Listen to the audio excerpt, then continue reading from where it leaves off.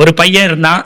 அம்மாவை பார்த்து சொன்னான், அம்மா நாளையிலேருந்து நீ கொண்டு போய் என்னைய ஸ்கூலில் விட்டின்னா நான் இனிமேல் ஸ்கூலுக்கே போக மாட்டேன்னா. அம்மா பேசாமல் இருந்தா.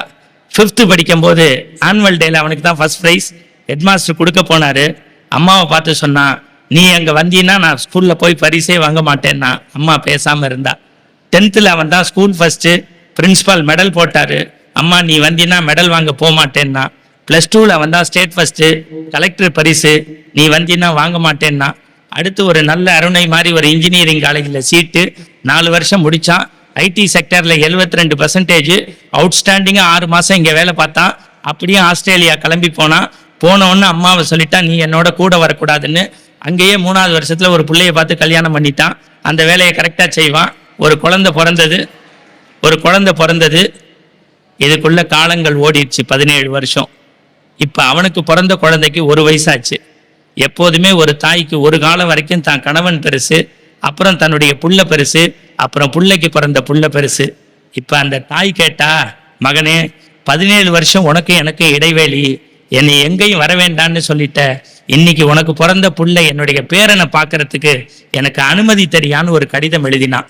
அதுக்கு அவன் பதில் போட்டான், அம்மா 3ஆம் கிளாஸ் என்னை ஸ்கூலுக்கு கொண்டு போய் விடுறதுக்கு வரேன், என்ன வேண்டான்னு சொன்னேன். 5வது பரிசு வாங்க வரும்போது கேட்டேன், வேண்டான்னு சொன்னேன். இப்படி டிகிரி வரைக்கும் வந்துச்சு. ஏன் தெரியுமாமா உன்னை வேண்டான்னு சொன்னேன்?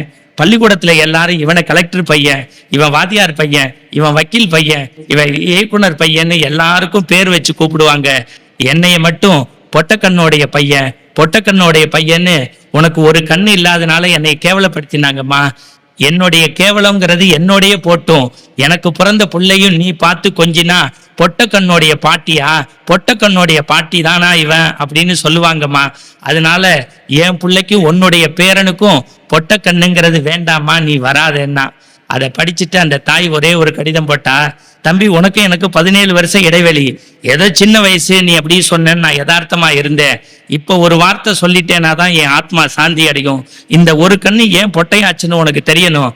நீ 2ஆம் வகுப்பு படிச்சுக்கிட்டு இருக்கும் போது வாசல்லேருந்து படியில தடுமாறி உன் ஃப்ரெண்ட்ஸோட விளையாண்ட போது நம்ம வீட்டு வாசல்ல வச்சிருந்த கள்ளி செடியில உன் கண்ணு குத்தி கிழிச்சிருச்சு, விழித்திர கிழிஞ்சிருச்சு. நான் பார்க்காத வைத்தியம் இல்லை, போகாத கோவில் இல்லை. கடைசியா ஒரே ஒரு மருத்துவர் சொன்னாரு, இதுக்கு ஒரே ஒரு தீர்வு தாமா உண்டு. உன்னுடைய ரத்த சொந்தத்துல யாராவது ஒருத்தர் கண்ணு கொடுத்தா சரியாகும்னாரு. என் பிள்ளைக்கு இல்லாத கண்ணு எனக்கு எதுக்குன்னு என் கண்ணை கொடுத்தேன். அந்த கண்ணால தான் நீ இன்னைக்கு பார்த்துக்கிட்டு